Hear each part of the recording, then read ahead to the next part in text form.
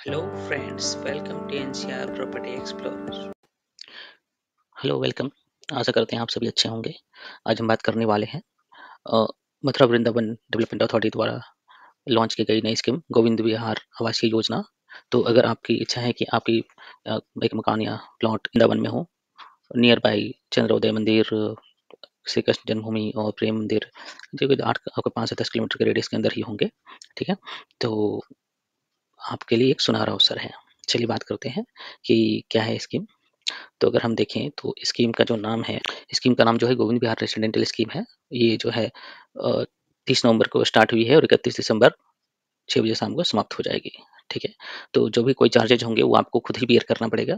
जो भी VAT, tax, GST, बाद में वाटर कनेक्शन, बिजली कनेक्शन या फिर जो भी रजिस्ट्री, स्टाम्प ड्यूटी वगैरह लगेंगे सब आपको बियर करना है। ठीक है, तो आप आप कॉन्टेक्ट कनेक्ट कर सकते हैं मथुरा वृंदावन डेवलपमेंट अथॉरिटी के थ्रू। ठीक है, तो मैं बताऊँ तो इसमें जो है ना 3 कैटेगरी के प्लॉट्स हैं, जो कि 90 स्क्वायर मीटर से लेकर के 300 स्क्वायर मीटर तक जो है जाते हैं, और रेट जो है 24,150 रुपये के आसपास है। वो चलिए आगे देखते हैं, टेबल 1 में इसकी डिटेल दी गई है।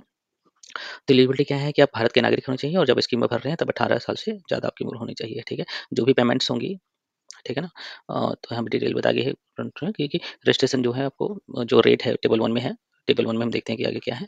ठीक है ना, रेट और आप जब अलॉटमेंट अगर पेमेंट मोड बताया गया है कि जो भी होगा सब ऑनलाइन होगा, और जब जो पेमेंट है होगा, आप जब ड्रॉ होगा तो 20% आपको देना है, जिसमें कि बुकिंग अमाउंट जब अप्लाई करेंगे तो जो 5 या 10% जो आपको लगता है वो इसमें एडजस्ट हो जाती है। आपको 1 महीने के अंदर देना है। उसके बाद आपको 60% जो बचे हैं उसको देने के दो ऑप्शन है, या तो खुद से ही लमसम जो है आप 90 दिन के अंदर जो है आप उसे दे दें। अलॉटमेंट नंबर मिले लेटर जब मिलेगा उसके जो मुझे ड्रॉ के जो है 15 दिन से 1 महीने के बीच में जो आपको अलॉटमेंट लेटर्स मिल जाते हैं, हो सकता है आपको पहले मिल जाए।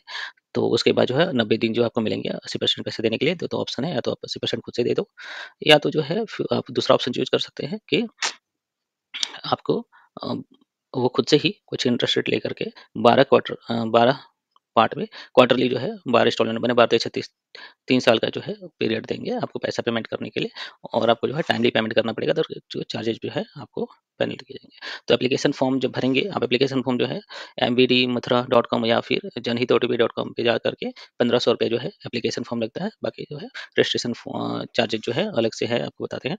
तो ये है रेरा का जो है डिटेल, क्या रजिस्ट्रेशन नंबर है, यहाँ पे जाके और भी बहुत सारे डिटेल्स ले सकते हैं। ये क्यूआर कोड है, इसको आप स्कैन करेंगे तो आपको प्रोजेक्ट के रिलेटेड काफ़ी जानकारी मिल जाएगी। ठीक है, स्कीम कोड याद रखना है GVRS 2024। ठीक है ना, तो ये आपको रखना है। तो यहाँ बस यही बताया गया है कि भाई कि कृष्ण जी की भूमि, पवित्र भूमि में अगर आप घर चाहते हैं तो आप जो है इसमें अप्लाई करें। लोकेशन जो है Govind Vihar, strictly situated off other residential access major road से कनेक्टिविटी है, रेलवे स्टेशन नजदीक ही है। ठीक है, NH-19 के प्रोवाइड क्विक एक्सेस देते हैं, NH-19 का। ठीक है, और आप देखें तो ये वेल डेवलप्ड जो है सन सिटी जो कहते हैं जिसको, ठीक है ना, सन सिटी के पास में ही है गोविंद विहार। ठीक है, दिल्ली को जोड़ने वाली जो रोड हाईवे है वहाँ से बस पास में ही पड़ता है। ठीक है, 3 टाइप के प्लॉट्स हैं इसके अंदर। आगे हम देखते जाते हैं कि क्या होता है। आपको ये ध्यान रखना है कि अगर आपका कॉर्नर प्लॉट उठेगा तो 10% पेनल्टी लगेगी। एक काम कर लेते हैं, सबसे पहले हम जाकर देखते हैं कि कॉस्ट और क्या है। ठीक है ना, तो हम सीधा आ जाते हैं पेज नंबर 13 पे, और यहाँ पे देखते हैं एनेक्सर 2 ये है प्लॉट वाइज डिटेल्स गोविंद विहार रेसिडेंटल स्कीम, टेबल 1 ही है। तो आप देखेंगे सीरियल नंबर 1 2 3 है, स्कीम कोड है GVRS 2024 है। प्लॉट की size category R1 R2 R3 है। R1 में 90 स्क्वायर मीटर से 150 स्क्वायर मीटर के प्लॉट है। R2 में 151 से लेकर 235 स्क्वायर मीटर के प्लॉट है, और R3 में 330 स्क्वायर मीटर के प्लॉट है। ठीक है, तो R1 में जो है 89 प्लॉट्स हैं, R2 में 22 प्लॉट्स हैं, और R3 में जो है 10 प्लॉट है। जो रेट है स्क्वायर मीटर में वो है 24,150 रुपये।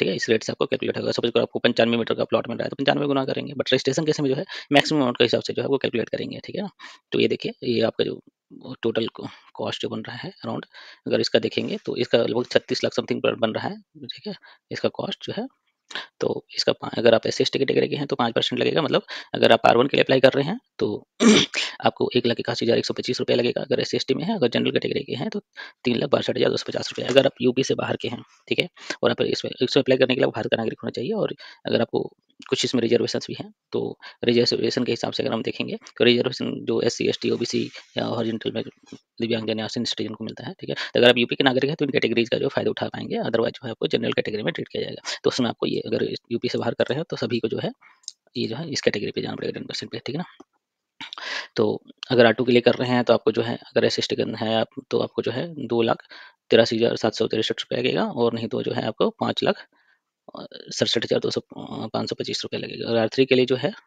आपको जो है 3,98,75 रुपये SC के लिए लगते हैं। बाकी जो लोग अन्य लोग हैं उनके लिए जो है जनरल कैटेगरी, उनके लिए 7,96,950 रुपये लगता है। ठीक है, तो टोटल 121 प्लॉट है। 89 जो है R1 जो कि 90 से 150 मीटर के अंदर स्क्वायर मीटर के अंदर है। 22 जो है आपको R2 जो कि 253 35 स्क्वायर मीटर के लिए हो सकते हैं, और R3 जो 323 स्क्वायर फीट के हो सकते हैं। ठीक है, बाकी रेरा की जब वेबसाइट पे आएंगे तो आपको बहुत डिटेल में मिलेगा।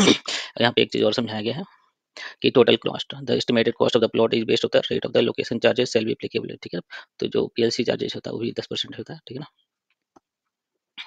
ओके। कैसे कैलकुलेशन हुआ है, तो सपोज करो R1 में 90 से स्क्वायर मीटर है, टेकन इसको 50 स्क्वायर मीटर 24,150 के रेट से स्क्वायर मीटर के रेट से कैलकुलेशन होगा, तो टोटल अमाउंट जो आता है 36,22,500 रुपये आता है। ठीक है, तो अगर SC स्टिकर है तो 5% के हिसाब से क्या होगा 1,81,125 रुपया, और जो जनरल कैटेगरी है तो वो है उनको लगेगा 3,62,250 रुपया। ठीक है ना।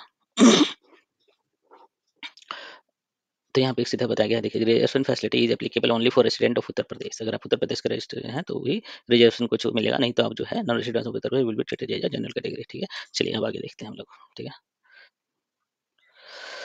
एक घोषणा पत्र होता है, वो भी आप देखते चलिए कि घोषणा पत्र इस तरह से दिया जाता है कि आप इसमें आपको एक ही चीज़ ये बताया गया है घोषणा पत्र क्या है, तो बहुत चीज़ क्लियर हो जाएगा। क्योंकि नाम आवेदक को अपना नाम देना है, घोषणा करती हूँ कि मेरे द्वारा गोविंद बिहार राष्ट्रीय योजना में वृंदावन प्राधिकरण में देना के तहत आवेदन किया गया है। मैं परिवार का एकमात्र सदस्य हूं जिसने गोविंद बिहार, तो परिवार का एक ही सदस्य जो है इसमें अप्लाई कर सकता है, और अंतर्गत एक ही भूखंड श्रेणी के लिए आवेदन किया है। मतलब भूखंड की 3 श्रेणी R1 R2 R3, तो इसमें परिवार से एक ही आदमी कर सकता है और एक ही कैटेगरी में सिर्फ कर सकता है। ठीक है, मेरे परिवार को मथुरा वृंदावन प्राधिकरण के में पूर्व की वर्तमान आवासीय योजनाओं के में कोई संपत्ति तथा फ्लैट प्लॉट आवेदन किया। मतलब आप परिवार में से किसी और को, परिवार मतलब क्या होता है, परिवार का मतलब होता है हस्बैंड वाइफ और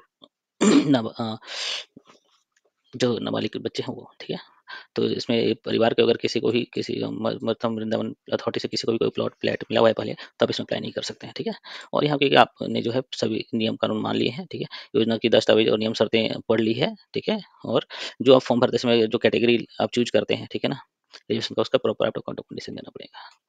चलिए यहाँ पे एक चीज़ और है, यहाँ पे देख लेते हैं। The following documentation is required for the completion the application. तो आपको इसमें अपने प्रोसेस के लिए जो है एक पासपोर्ट साइज फोटो चाहिए होगा, गवर्नमेंट का आईडी का इसमें एड्रेस भी हो, जैसे voter ID card, passport, Aadhaar, driving licence, PAN card, cancel cheque of applicant. अगर आपको पैसा रिटर्न करना पड़े किसी कारण से, तो आपको इस अकाउंट पे कैंसिल चेक जो अकाउंट होगा उसमें self declaration of the age declaration as per portal पे, जैसे आपको ना ये जो डॉक्यूमेंट आपने सेल्फ डिक्लेरेशन पढ़ा, ऐसा ही डिक्लेरेशन जो है ऑनलाइन जनरेट हो जाता है, उस पर आपको सिग्नेचर करना डिटेल होना है, सारा प्रोसेस ऑनलाइन है इसमें। ठीक है ना। तो अब हम देखते हैं कि जैसे हमने देख लिया प्लॉट किस तरह से है। ठीक है ना, तो आगे हम देखेंगे कि एप्लीकेशन कैसे करते हैं। Kindness for the application form. ठीक है ना, एप्लीकेशन करने के लिए क्या करना है, तो the application form must be signed by the applicant और the by the person duly authorised for the specialised. ठीक है ना, judicial stamp paper duly attested by the first class magistrate. तो फर्स्ट क्लास मजिस्ट्रेट द्वारा जो है attested होना चाहिए। ठीक है ना, आप खुद साइन करें या तो कोई दूसरा कर रहा है तो उसको अटेस्टेड कराना पड़ेगा। ठीक है ना, the application form process is computerised, hence these form should be filed online only. Online ही आपको सब करना पड़ेगा। अनकम्प्लीट एंड इनवैलिड और इलीगल एप्लीकेशन को जो है रिजेक्ट कर दिया जाएगा, और आपको हो सकता है बताया भी नहीं जाए। ठीक है, in all the future customer application number और स्कीम कोड, जो एप्लीकेशन जब जनरेट कर डालेंगे तो एप्लीकेशन नंबर मिलेगा, और स्कीम कोड जो आपको बताइए गया वो आपको हर मेंशन में करना पड़ेगा। ठीक है, इसका नाम तो गोविंद द्वारा योजना है, स्कीम का कोड आपको पता ही है। प्लॉट कैटेगरी मतलब प्लॉट करिए R1 R2 R3 जो है वो आप यहाँ पे लिखेंगे क्या है, name of the husband, mobile number, address और पिन कोड वगैरह पूरा देना है। एज बताएंगे आपको जो है कि आप कितने साल के हैं। ठीक है,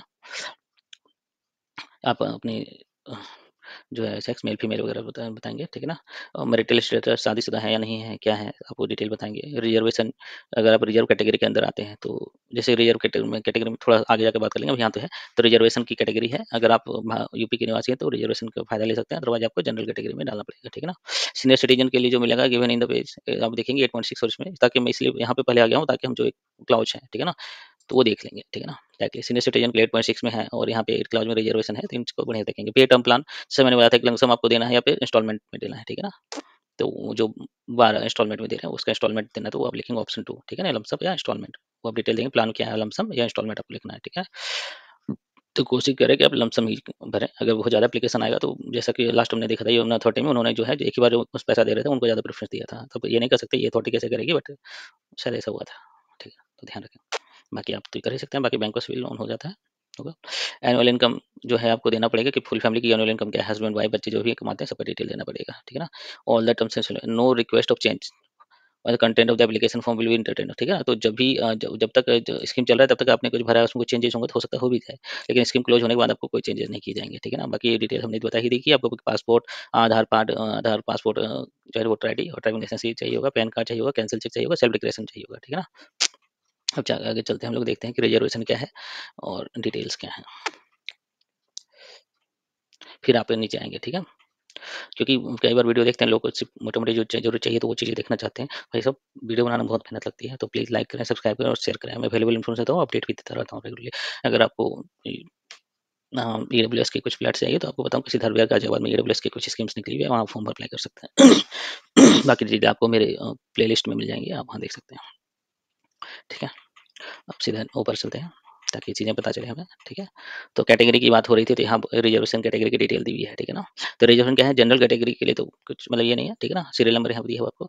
तो शेड्यूल कास्ट के लिए 21% का रिजर्वेशन है, शेड्यूल ट्राइब के लिए 2% का, और रिजर्व कास्ट के लिए 27% का रिजर्वेशन है। साथ ही कुछ रिजर्वेशन डिफेंस पर्सनल के लिए है, गवर्नमेंट फ्रीडम फाइटर एमएलए के लिए है, ठीक है ना। इन सब के लिए 5-5% है। जिससे पीडब्ल्यूडी, जल नगर निगम, हाउसिंग बोर्ड वगैरह में कोई है उसको 2% का है, ठीक है। एक्स सर्विस मैन है उनके लिए 3% का है, उनके डिपेंडेंट के लिए। और हॉरिजॉन्टल जो कहते हैं, दिव्यांग जन, डिसेबल है, उनको 5% का, और सीनियर सिटीजन को 10% का दिया गया है, ठीक है। हम यहाँ पढ़ने वाले थे 8.6, ठीक है। तो horizontal reservation 10% is been provided to senior citizen within each reservation category. हर रिजर्वेशन कैटेगरी के अंदर जो है 10% जो है दिया गया है आपको सीनियर सिटीजन को, ठीक है ना। The applicant who have reach 60 years age the date of commence of the scheme, that is the certificate government approved photo ID card जो है, government approved photo ID card जो है आपको लगानी पड़ेगी। Confirming their senior citizen status and the reservation category must be indicated the application form, ठीक है ना। रिजर्वेशन कैटेगरी में आपको डालना पड़ेगा कि सीनियर सिटीजन के लिए आपने अप्लाई किया है। उसके लिए क्या आपको फोटो आईडी कार्ड जो गवर्नमेंट प्राइवेट की होगी कि आप जिसमें देखिए आप 60 ईयर्स से ज़्यादा हो चुका है, तो वो आपको सीनियर सिटीजन के रूप में काम आएगा, ठीक है। बाकी अगर आप कोई हैंडीकैप्ड या दिव्यांगजन है, वो भी अपना गवर्नमेंट का आईडी कार्ड लगाएंगे, क्योंकि उनके लिए भी एप्लीकेशन भी बनता है। तो आप किसी भी रिजर्वेशन कैटेगरी के लिए अप्लाई करेंगे तो उनके लिए जो है वैलिड डॉक्यूमेंट, जैसे यहाँ पे शेड्यूल कास्ट किया तो यहाँ जो कास्ट सर्टिफिकेट बनता है, जाति प्रमाण पत्र बनता है, वो लगाना पड़ेगा। यहाँ पे आप डिफेंस एक्सपर्ट रहे हैं तो अपने जो अ, इनकी जो चीज़ें हैं, ये गवर्नमेंट की जो अधिकारी होते हैं उनसे आपको प्रमाण पत्र देना पड़ेगा। सीनियर सिटीजन वगैरह के लिए भी गवर्नमेंट के आईडी बनते हैं, वो आपको देने पड़ेंगे। एक बात यहाँ पे ये है कि सरेंडर, अगर सपोज करो कि आपको उड़ जाता है, तो उड़ जाता है तो यहाँ पे सीधा किया गया कि आपको सबसे पहले जो भी जैसे अलॉटमेंट होता है 20% देना पड़ेगा, उसका जो 80% बनता है वो 2 ऑप्शन में देने पड़ेंगे। जो आपको तो 90 दिन के अंदर अलॉटमेंट लेटर मिलेगा, 90 दिन के अंदर दे दें आप पूरा पैसा खुद से, या ये इंस्टॉलमेंट की फैसिलिटी दे रहे हैं कि 12 इंस्टॉलमेंट की पड़ेगी, तो क्वार्टरली मतलब 3 हर 3 महीने में 1 इंस्टॉलमेंट देना है, ठीक है। उसके लिए इनका प्लान भी है कुछ, ठीक है। तो वो आपको अपना अथॉरिटी वाले अपने से बताएँगे कि अगर आपने 3 कंसेक्यूटिव अगर पेमेंट नहीं करेंगे तो कुछ पेनल्टी भी देंगे, हो सकता है वो कैंसल भी कर दें, ठीक है। सरेंडर कि क्या है कि अगर आपको लॉट हो गया और आप सरेंडर करना चाहते हैं किसी कारणवश, तो क्या है, there is no provision refund registration amount before the, अगर आपने अप्लाई कर दिया है तो रजिस्ट्रेशन अमाउंट का जो है कोई भी जो है रिटर्न नहीं मिलने वाला है आपको, ठीक है ना। जब तक कि ये ड्रॉ ना हो जाए, ड्रॉ होने के बाद जो है अगर आप उसके बाद स्कीम पे आएगी क्या होगा आपके साथ, अगर आपको नहीं उठा तो आपको तुरंत इजीली मिल जाएगा, सारा पैसा रिटर्न आएगा। जो अराउंड ये दिया कि 90 डेज के बाद मिलेंगे। इफ नहीं मिलेंगे surrender the allotment the 6 month allotment, अगर आप 6 महीने के अंदर चाहते हैं कि सरेंडर करेंगे, नहीं लेंगे तो ठीक है ना। तो आपको जो है if the agreement surrender the allotment plot within 6 months of allotment, he is not defaulter of an account of the breach of any terms condition, then the 10% of the registration fee, जो registration fee आप जमा करते हैं, ठीक है ना, उसका जो है 5% 10% जो है ये रख लेंगे, बाकी का रिटर्न कर देंगे, ठीक है। तो ये 6 महीने के अंदर हो सकता है, 6 महीने के बाद करेंगे तो उनके अलग चार्ज है। If the applicant surrender the application plot within 6 month enrolment is debited to account breach of the terms condition allotment, तो कैंसिल थोड़ी account breach any terms condition. अगर आपने कोई गलती की है, कोई नियम कानून नहीं माना है और आपने सरेंडर किया है, तो आपको 15% का पेनल्टी काट मारेंगे, ठीक है, काट लगाएंगे, ठीक है। In case of the surrender after 6 महीने के बाद अगर आप सरेंडर करते हैं, the registration amount fee and the 10% of the deposit shall be, तो रजिस्ट्रेशन का अमाउंट जो दिया था वो रख लेंगे, और 10% amount deposited shall be forfeited, deposit amount जो और किया होगा उसका 10% भी वो रख लेंगे। If the allotted doesn't take position, ठीक है, अगर आप तीन दिन के अंदर जो है 30 दिन के अंदर पोजीशन नहीं लेते हैं, ठीक है ना, इन्फॉर्मेशन लेटर, जब आपको इन्फॉर्मेशन लेटर मिल जाएगी सेल डेट की, ठीक है ना, तो सेल डीड की अगर इन्फॉर्मेशन मिल जाएगी तो इसके अंदर 30 दिन तक अगर आपने उसको अपने कब्जे में नहीं लिया है तो आपको चौकीदारी फी देनी पड़ेगी, जो है कि 75 रुपीज़ पर डे है, जो कि अगले 9 महीने तक चलेगी। मतलब अगले 30 दिन तक आपको बुक ले लेना है तो कोई दिक्कत नहीं। अगर 30 दिन से आपने नहीं लिया तो 31वें दिन से जो मतलब अगले 1 महीने के बाद से जो है आपको 75 रुपये पर डे के हिसाब से लगेंगे, ठीक है। और ये 9 महीने तक चलेगा। अगर आपने 9 महीने तक भी आपने पैसा नहीं लिया है तो फिर क्या करेंगे, देन क्या करेंगे, आपका अलॉटमेंट कैंसिल भी कर सकते हैं, ठीक है। या तो जो है ये आप देख सकते हैं कि 6 महीने के बाद हुआ है या पहले है, उस हिसाब से जो है आपको पेनल्टी लगेगी, ठीक है ना। The authority has right to cancel the plot, उसका हमेशा प्लॉट कैंसिल करने का राइट होता है, ठीक है। तो इधर की चीजें हमने देख ली है। अब आइए नीचे और चीजें देखते हैं कि लॉटरी का प्रोसेस क्या है। तो भाई साहब, the allotment plot will organise in manual lottery, lottery manually होगा, ठीक है। अगर एक से ज़्यादा लोगों ने अप्लाई कर रखा है तो लॉटरी मैनुअल होगा, ठीक है ना। The date and time of the location of the manual lottery will be publicised in various platform. तो जो प्रोसेस है, जो डेट वोट है, जो आपको वेरियस प्लेटफॉर्म जैसे उनका अपने वेबसाइट पर डाल देंगे, पेपर में डालेंगे, ताकि आप लोगों को पता चल सके कि किस दिन लॉटरी होना है, क्या होना है। तो लॉटरी कैसे हो, क्या होगा, उसके बारे में वो कोई भी जो है आपकी बात नहीं सुनेंगे। लॉटरी से करना वैसे करेंगे। The result of the lottery shall be final and binding the all application. No request for the redraw और reallotment will be done। भाई जो लॉटरी में निकल गया, फिर से दोबारा करने का इनका सवाल ही नहीं होता है। जो फ्लैट है जैसा है वैसे ही स्थिति, जो प्लॉट है जैसा है वैसे ही स्थिति में आपको मिलेगा, ये उनका कहना है। मतलब बेसिक चीजें तो जो डेवलप करके देंगे बाद में। फ्लैट में ये नहीं कि ऊपर है नीचे सारा कुछ एक प्लेन व्लेन करके देंगे, ऐसा कुछ नहीं है, ठीक है।